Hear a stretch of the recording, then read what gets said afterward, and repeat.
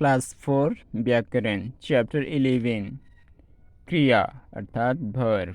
ठीक है, तो यहाँ पे अभी जो हम लोग देखेंगे क्रिया किसे कहते हैं, क्रिया क्या चीज़ है। तो क्रिया मतलब अभी किसी भी काम के समय का होने का बोध होता है।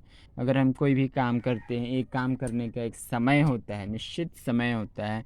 जब भी हम कोई काम करते हैं लेकिन कुछ ना कुछ काम करते हैं, है कि नहीं। जब खेलते हैं, पढ़ते हैं, लिखते हैं, तो वहाँ पे कुछ ना कुछ एक क्रिया होता है, काम होता है। तो उसी के बारे में हम देखेंगे कि क्रिया क्या है। तो सबसे पहले इसका डेफिनेशन देख रहे हैं। जिन शब्दों से किसी काम के करने या होने का बोध पता चलता है उन्हें ही क्रिया कहते हैं। तो यहाँ जिन शब्दों से किसी काम के करने या होने का बोध होता है तो उसे ही क्रिया। जैसे कबूतर उड़ रहा है, लड़की बाल काट रही है, माताजी खाना पका रही है, अली साइकिल चला रहा है। तो इस वाक्य में उड़ रहा है, काट रही है, पका रही है, चला रही है। तो इसमें ये सभी जो ब्लैक कलर का दिख रहे हैं ना आप लोग, ये सब क्या है, क्रिया है। तो कबूतर उड़ रहा है, तो कबूतर क्या कर रहा है, एक क्वेश्चन करना है आपको। कबूतर क्या कर रहा है, उड़ रहा है। लड़की क्या कर रही है, बाल काट रही है। तो काट रही है, उड़ रहा है, ये सब क्या है, क्रिया है। ठीक है, क्रिया के मूल रूप को धातु कहते हैं। क्रिया के मूल रूप को क्या कहते हैं, धातु कहते हैं। काम करने वाले को कर्ता और कर्ता द्वारा किए गए कार्य का फल जिस पर पड़ता है उसे कर्म। तो काम करने वाले, तो यहाँ पे लड़की काम कर रही है, वो हो गया कर्ता अर्थात सब्जेक्ट हो गया, मेन कर्ता। और कर्ता द्वारा किए गए कार्य, जो कर्ता द्वारा क्या किए, बाल काट रही है, तो उसका किए गए का फल जिस पर पड़ता है उसे कर्म कहते हैं। ओके, नेहा गाना गा रही है, कर्ता नेहा है और क्रिया क्या है, गा रही है। तो इसे आप लोग इसी में ही समझ सकते हैं कि नेहा गाना गा रही है। क्या क्या कर रही है, नेहा गाना गा रही है। तो नेहा क्या है, सब्जेक्ट अथवा कर्ता है, और कर्ता के द्वारा ही ये गाने का काम हो रहा है। ठीक है, तो गा रही है, ये क्रिया हो गया। ओके, नेक्स्ट है काइंड्स ऑफ वर्ब, क्रिया के भेद। क्रिया के दो भेद होते हैं, सकर्मक क्रिया ट्रांसिटिव वर्ब और अकर्मक क्रिया इंट्रांसिटिव वर्ब। तो ये दोनों भेदों को आप लोगों को याद करना है। ठीक है, जैसे देखेंगे सकर्मक क्रिया, जैसे राजू सेब खाता है, केशव किताब पढ़ता है, महेश गुड़िया लाएगा। राजू क्या खाता है, केशव क्या। तो आपको सवाल भी करना है। राजू सेब कर्म हो गया, और किताब कर्म, गुड़िया कर्म। तो राजू सेब खाता है, क्या खाता है, सेब। तो राजू क्या है, यहाँ पे राजू करता है, सब्जेक्ट है, क्या खाता है, सेब। तो सेब कर्म है, और क्रिया क्या है, खाता है। तो क्या खाता है, क्या खा रहा है, वह सेब खा रहा है। सेब तो क्रिया नहीं है ना, तो खाने का काम हो रहा है यहाँ पे।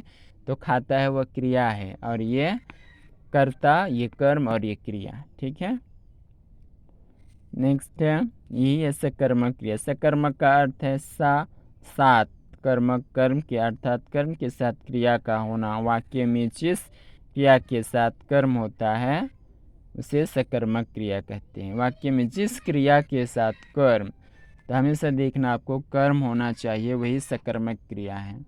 अकर्मक क्रिया नेक्स्ट है इंट्रांसिटिव है। रवि खेल रहा है, मम्मी सोचती है अध्यापिका ने पढ़ाया। तो क्या खेल रहा है, क्या खेल रहा है, रवि खेल रहा है। तो यहाँ पे इसका सेंटेंस से पता चला रवि खेल रहा है। तो यहाँ पे तो नहीं कहा गया है ना रवि फुटबॉल खेल रहा है। तो यहाँ क्या खेल रहा है, कुछ भी नहीं। यहाँ तो यहाँ पे क्रिया, तो यहाँ कर्म नहीं है। कर्म क्या है, फुटबॉल होता। आपको अगर रवि फुटबॉल खेल रहा है कहता तो फुटबॉल आपका कर्म हो जाता। तो रवि करता है और कर्म यहाँ पे नहीं है, खेल रहा है ये क्रिया है। तो अकर्मक में कर्म नहीं आता है।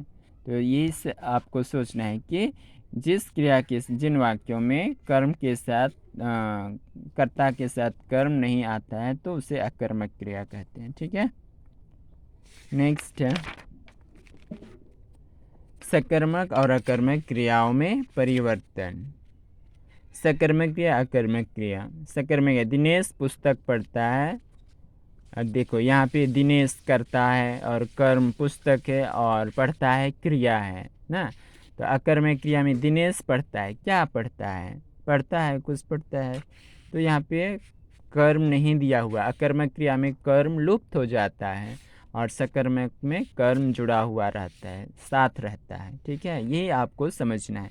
तो यहाँ जितने भी दिया गया है उसको आपको अच्छी तरह से रीड, इतना सिर्फ आपको याद करना है कि सकर्मक के साथ में कर्ता भी होता है, कर्म भी होता है, क्रिया भी होता है, और अकर्मक में कर्म नहीं होता है, छुप जाता है। तो इसी को आपको जानना है। ठीक है। धातु, क्रिया का मूल रूप धातु कहलाता है। क्रियाओं के सामान्य रूप हंसना, खाना, पढ़ना, दौड़ना आदि में से ना निकाल देने पर जो रूप रह जाता है उन्हें धातु कहते हैं। जैसे हंस, खा, पढ़, दौड़। कुछ क्रियाओं के जैसे इसमें हंस में ना जोड़ देने से हंसना हो जाता है ना। तो सामान्य रूप धातु रूप, उड़ना, उड़। तो अगर ना को हटा देने से आपका वह धातु रूप कहलाता है। जैसे उड़, उड़ना, ना लगा देने से आपका सामान्य रूप हो जाता है, और उड़ केवल रह जाने से आपका धातु रूप कहलाता है। तो वही है धातु, क्रिया का मूल रूप ही धातु कहलाता है। ठीक है।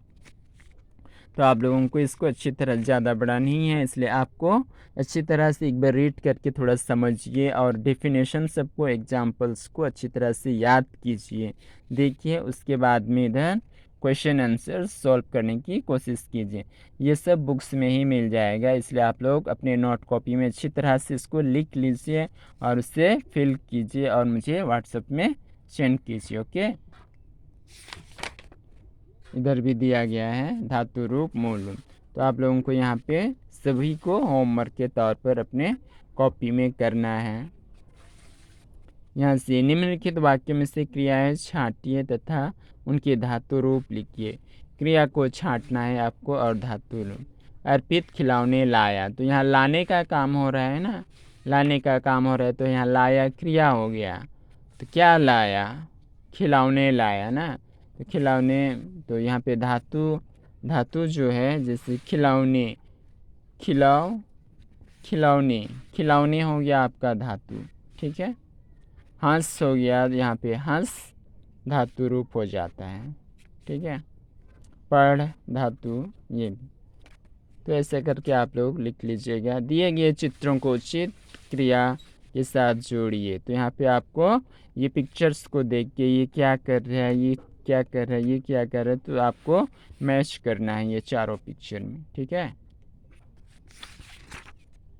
तो सभी को अपने कॉपी में, नोट कॉपी में लिख के होमवर्क करके आपको इसको व्हाट्सएप में सेंड कर सकते हैं। ठीक है।